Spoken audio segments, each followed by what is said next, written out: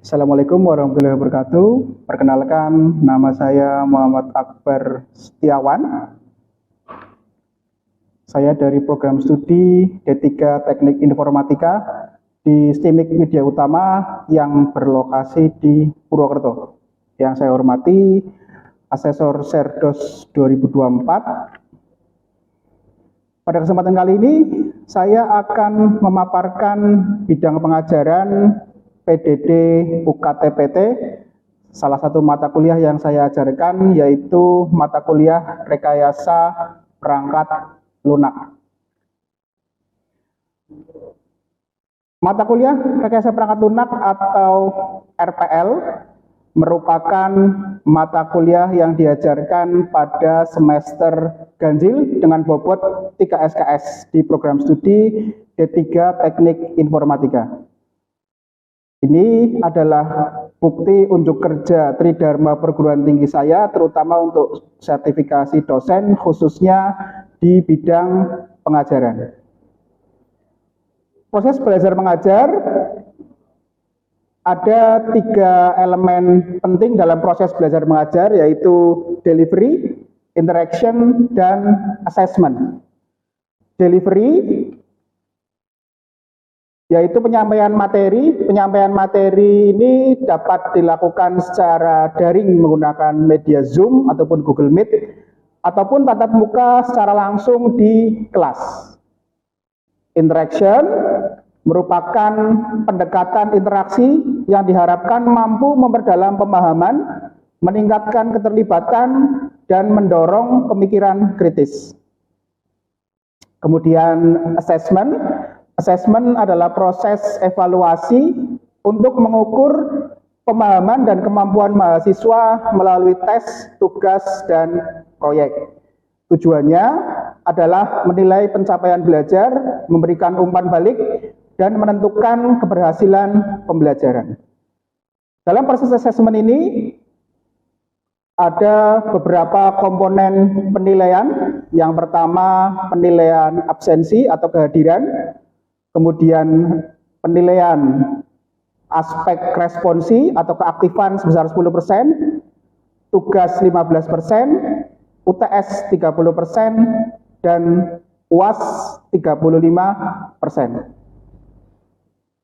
Mata kuliah ini mengkaji konsep rekayasa perangkat lunak dan menerapkannya dalam membangun produk perangkat lunak yang benar. Mata kuliah ini bertujuan membekali mahasiswa dengan kemampuan merancang sistem informasi yang efektif untuk memecahkan permasalahan organisasi atau institusi. Dalam mata kuliah ini, mahasiswa akan mempelajari metode pengembangan sistem berbasis Software Development Life Cycle atau SDLC untuk menghasilkan solusi teknologi informasi yang tepat dan efisien. Melalui mata kuliah ini, mahasiswa diharapkan mampu menerapkan konsep-konsep SDLC dalam proses analisis, desain, implementasi, dan pengujian sistem informasi. Pada mata kuliah ini juga mahasiswa diharapkan mampu merancang sebuah sistem informasi untuk memecahkan dan menjawab permasalahan organisasi atau institusi dengan benar menggunakan metode-metode pengembangan sistem berbasis SDLC untuk menghasilkan solusi teknologi informasi. Selanjutnya, saya akan menampilkan video pembelajaran menggunakan media daring dengan menggunakan aplikasi Zoom. Terima kasih. Kita mulai saja perkuliahan siang hari ini. Assalamualaikum warahmatullahi wabarakatuh. Waalaikumsalam warahmatullahi wabarakatuh. Oke, teman-teman, gimana kabarnya? Sehat semua? Alhamdulillah, Pak. Sehat ya. Oke, untuk perkuliahan siang ini, teman-teman, saya akan menyampaikan materi rekayasa perangkat lunak ya, teman-teman ya. Sebelumnya, share screen saya terlihat semua, teman-teman? Terlihat, Pak. Kelihatan ya? Terlihat, Pak. Oke, siap. Oke, rekayasa perangkat lunak. Materi yang akan saya sampaikan di siang hari ini adalah Yang pertama sistem development metodologi ya. Kemudian review bagan SDLC, pengertian metodologi, major metodologi atau metodologi besar, waterfall metodologi, dan paralel metodologi. Kemudian ini ada tambahan video tambahan materi ya teman-teman ya. Untuk materinya nanti sudah bisa diunduh di LMS ya teman-teman ya. Kemarin kita sudah kesepakatan pakai Google Classroom, makanya ini bisa diunduh melalui Google Classroom. Oke, ini materinya bisa diunduh di Google Classroom. Nanti untuk penugasannya juga teman-teman bisa langsung upload di Google Classroom ya, untuk penugasan siang hari ini. Oke. Oke teman-teman, yang pertama saya akan menjelaskan dulu apa itu sistem development metodologi ya, atau metodologi pengembangan sistem. Ini teman-teman di sini tentunya sudah sering mendengar kata-kata sistem ya. Sistem itu apa teman-teman? Sistem. Lalu tadi malam ikut kuliah saya PBO, saya mengajukan pertanyaan yang sama ya. Apa itu sistem ya? Tadi malam ikut PBO, saya mengajukan pertanyaan yang sama ya. Sistem adalah apa sistem? Izin menjawab, kumpulan atau himpunan dari suatu unsur. Siapa namanya Mbak? Yang menjawab? Mbun, Pak. Mbun ya, ya silakan Mbak Mbun. Apa itu sistem? Sistem adalah suatu kumpulan atau himpunan dari unsur, komplement atau variabel saling berinteraksi serta saling tergantung sama lain untuk bekerja sama dalam mencapai tujuan.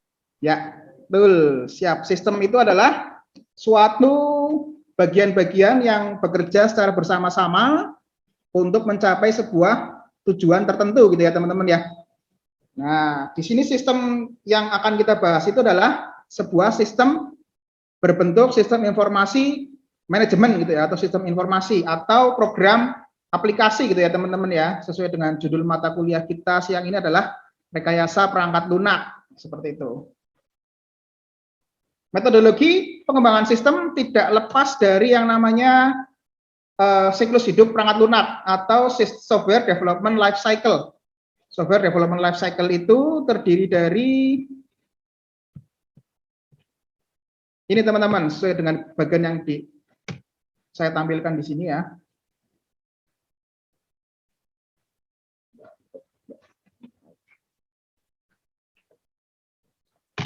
Sebentar.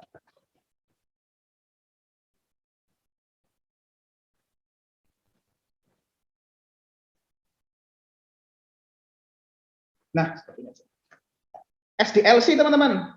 SDLC itu adalah Software Development Life Cycle atau siklus hidup perangkat lunak ya teman-teman ya.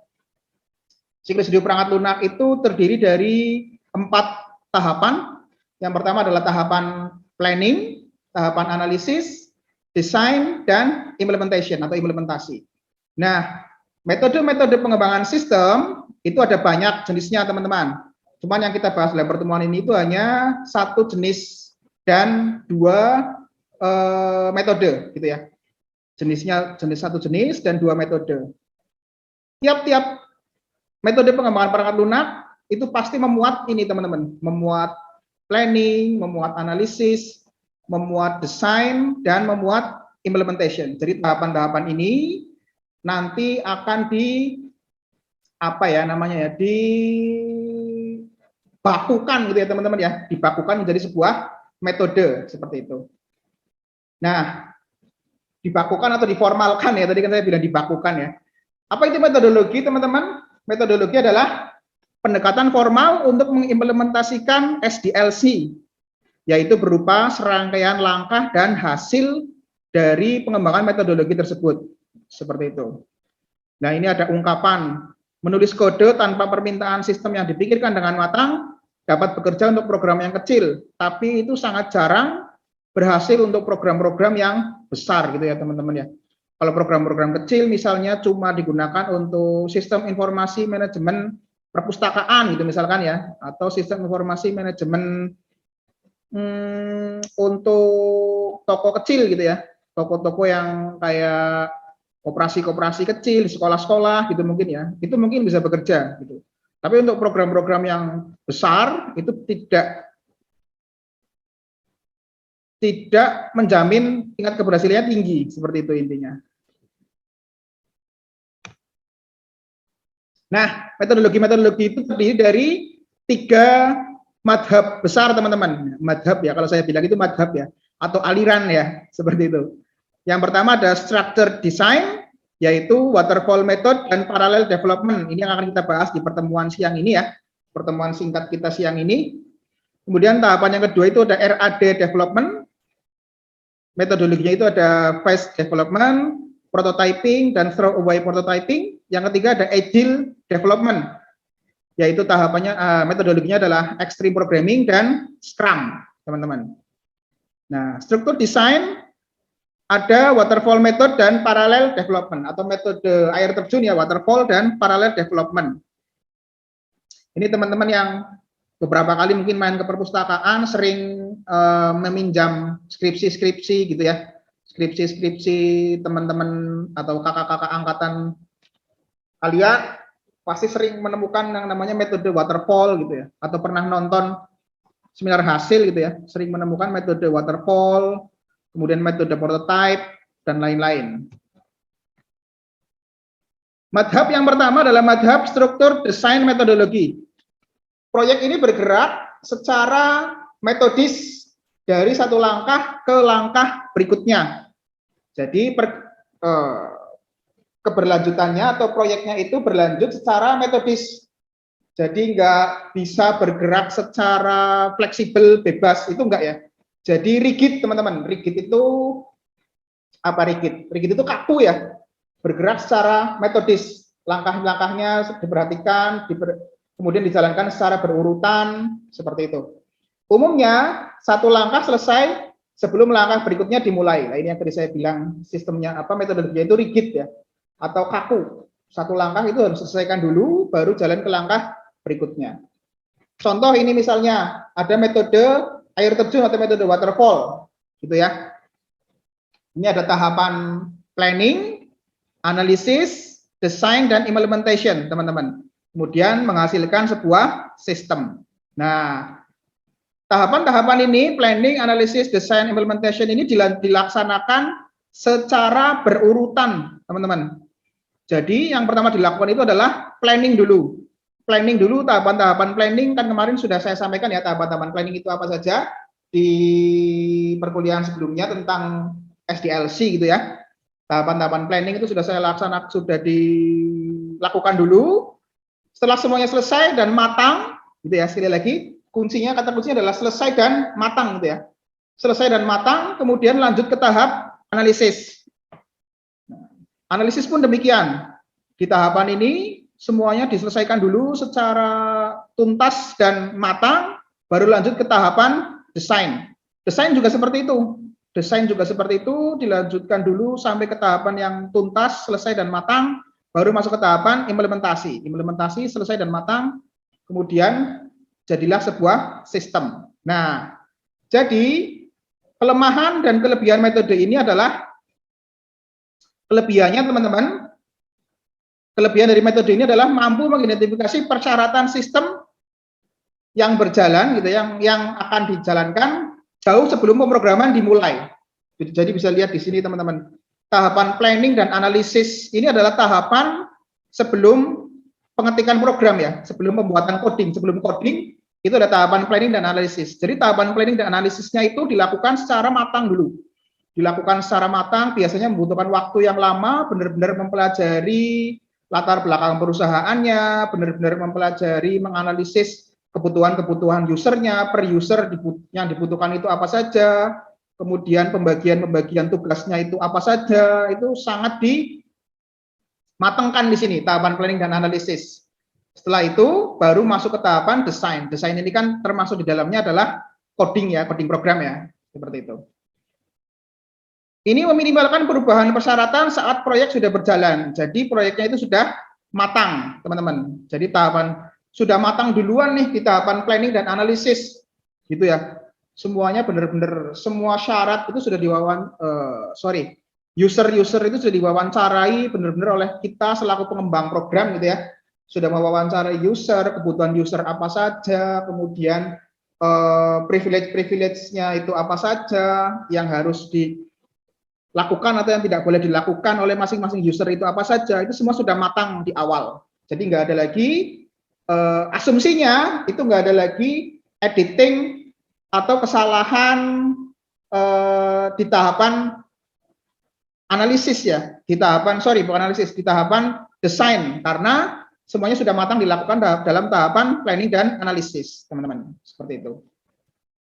Kemudian kelemahannya adalah desain harus ditentukan atau fix sebelum pemrograman dimulai. Nah ini, tahapan ini planning, analisis, dan desain. Desain ini kan di dalamnya termasuk coding ya. Tapi sebelum tahapan coding itu kan ada tahapannya dulu. Misalnya tahapan permodelan, membuat pemodelan dengan UML dan lain-lain, itu sudah harus matang dulu semuanya. Harus matang dulu, baru dimulai ngetik program. Jadi itu membutuhkan waktu yang sangat lama antara usulan sistem dan pengiriman sistem yang baru. Waktunya itu lama, teman-teman. Misalnya teman-teman suruh membuat program dalam jangka waktu 1 bulan, gitu ya. Kalau teman-teman menggunakan waterfall method, itu sebelum teman-teman melakukan coding, itu teman-teman harus matang di planning dan analisis dulu. Mungkin bisa memakan waktu 1 atau 2 minggu gitu ya. 2 minggu, tapi kan waktunya cuma 1 bulan. Nah, itu kan sudah hampir menyita waktu 50% sendiri. Belum untuk coding dan lain-lain. Jadi waktunya itu lama, tapi kelebihannya itu tadi, sistemnya itu sudah matang.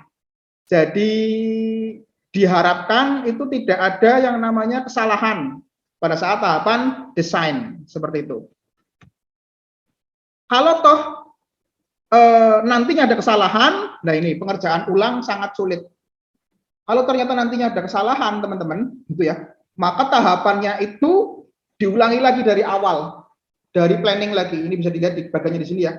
Misalnya sudah sampai tahapan desain, ternyata ketika coding ada kesalahan nih, ada kesalahan misalnya ternyata apa ya, top level manajemen gitu ya, atau direkturnya mungkin, atau manajernya, direkturnya itu ternyata tidak boleh, beliau itu tidak hanya meminta laporan, tapi beliau juga bisa meminta menginput data, misalkan seperti itu ya, contoh ya itu teman-teman ya, contoh seperti itu ya. Kita harus mulai lagi dari tahapan planning lagi, data apa saja yang mau diinput si Pak Direktur ini gitu ya. Kemudian setelah input data, beliau bisa melakukan apa lagi dari implikasinya tadi terhadap implikasinya tadi, ketika si direktur bisa input data, maka apa, tahapan planning analisisnya juga jalan lagi nih gitu. Termasuk juga merubah UML diagramnya, dirubah lagi karena ada inputan baru dari direktur dan lain sebagainya. Seperti itu. Jadi pengerjaannya itu benar-benar dimulai dari awal lagi, tahapan planning, analisis lagi, desain. Apalagi kalau ternyata sudah masuk tahapan implementasi ya teman-teman ya. Tahapan implementasi, program sudah siap diimplementasikan, sudah sedang masuk masa uji coba gitu ya, sudah masuk masa uji coba, ternyata ada request baru dari klien gitu ya. Nah, itu tahapannya harus dari awal lagi, tahapan planning lagi, analisis lagi, dan lain sebagainya. Itu seperti itu. Tapi hal-hal seperti ini juga sebenarnya biasa teman-teman ya. Makanya metode waterfall method ini baiknya gitu ya digunakan untuk proyek-proyek yang jangka panjang, teman-teman. 1 tahun mungkin, atau mungkin lebih dari 1 tahun gitu ya. Kalau yang proyek-proyek jangka pendek itu kurang cocok menggunakan metode waterfall atau air terjun ini, gitu teman-teman. Itu menurut pengalaman saya ya, selaku saya juga kadang-kadang buatin program buat teman-teman saya atau buat ada klien gitu ya, kadang-kadang seperti itu. Kalau menggunakan waterfall, mereka maunya cepat, ya susah. Gitu ya, lebih baik kita menggunakan metode pengembangan sistem yang lain, seperti itu. Kemudian, karena waterfall method ini yang sangat kaku gitu ya, sangat rigid, maka diciptakanlah sebuah metode lagi yang mampu menangani kekakuan itu, teman-teman, yaitu metode parallel development. Nah, metode parallel development ini lebih sedikit fleksibel. Jadi dia metodenya sama seperti metode waterfall, hanya dimodifikasi sedikit. Nanti bisa dilihat di gambar berikutnya setelah ini. Jadi parallel development ini diciptakan untuk mengatasi masalah kesenjangan waktu antara proposal dan pengiriman, gitu ya. Tadi kalau waterfall method itu kan pengirimannya sangat lama, gitu ya, karena proses waktunya itu habis di planning dan analisis, gitu ya. Tapi ini dengan parallel development bisa memutus kesenjangan waktu tersebut. Oke. Proses umumnya yaitu memecah proyek menjadi subproyek paralel, kemudian mengintegrasikan mereka di akhir masa pengembangan. Gambarnya atau diagramnya seperti ini, teman-teman. Nah, tahapannya masih sama ya. Planning, analisis, desain, implementasi, dan tahapan terakhir itu ada integration atau penggabungan. Oke, penggabungan.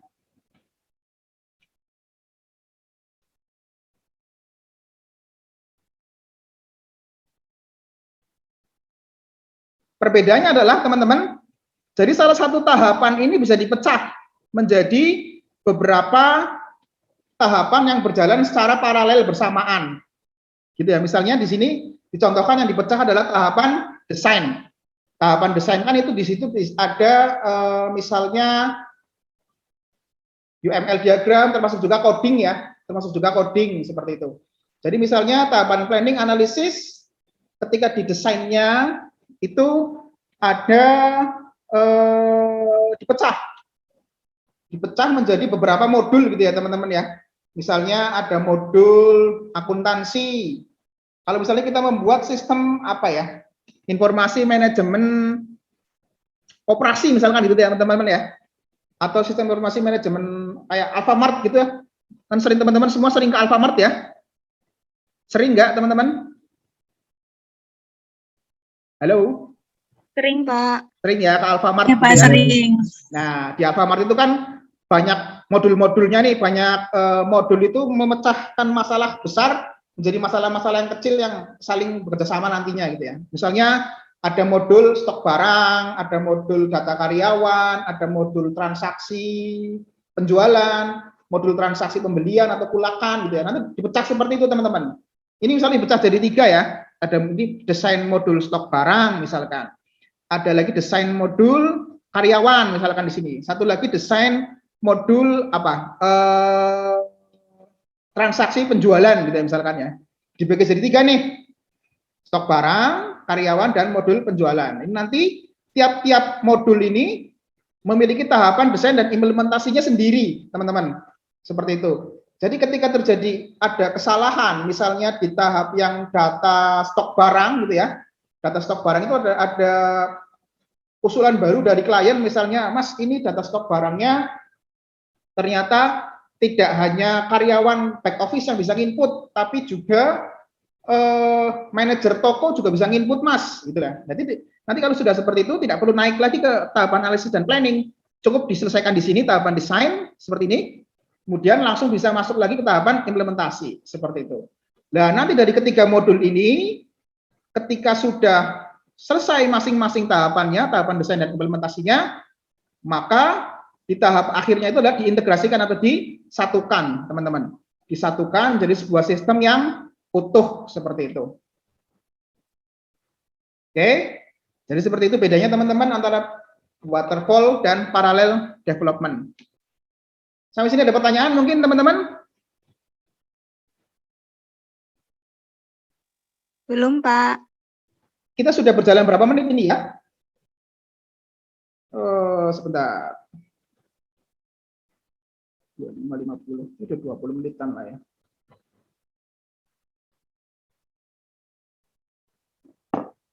Teman-teman, tadi bedanya antara waterfall dan parallel development. Jadi kalau waterfall ini kaku gitu ya, karena waterfall artinya air terjun ya, jadi alirannya itu dari atas ke bawah seperti itu. Kemudian kalau paralel itu sama dari atas ke bawah, mengalirnya cuma dibagi lagi menjadi beberapa sub project yang lebih kecil. Jadi ketika ada kesalahan di salah satu sub project, maka sub project yang lain bisa tetap berjalan dengan sebagaimana mestinya. Maksudnya seperti itu. Maksud dari parallel development itu seperti itu. Jadi sub project yang lain itu tidak terganggu, teman-teman, prosesnya. Walaupun toh nanti pada kenyataannya bisa terjadi lagi pengulangan dari tahapan planning dan analisis, Tapi apa namanya, tidak diulang ke semua subproject gitu. Ya Mbak Titi Nurwindasari, ada yang mau ditanyakan Mbak? Silahkan dibuka mikrofonnya. Ini ada yang raise hand. Silahkan Mbak Titi.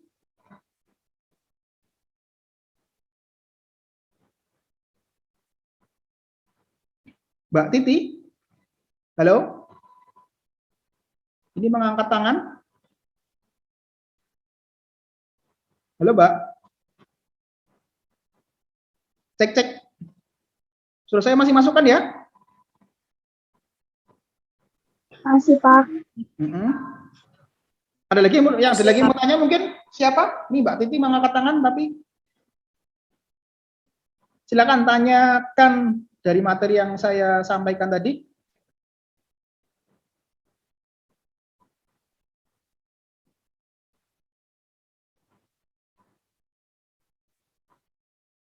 Tidak ada pertanyaan ya? Oke, kalau tidak ada pertanyaan, coba ya sekarang saya yang bertanya. Kira-kira kalau dari penjelasan tahapan parallel development ini, apakah teman-teman bisa menjelaskan dengan singkat perbedaan yang paling mendasar antara waterfall dan tahapan parallel development? Mas, Mbak, silakan. Ada yang bisa menjawab. Perbedaannya yang paling mendasar itu apa? Antara metode waterfall dan metode paralel. Siapa yang mau menjawab? Silakan.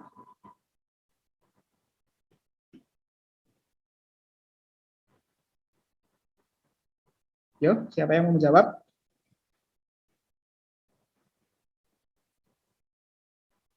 Yuk, apa kira-kira perbedaan yang paling mendasar menurut yang teman-teman ketahui?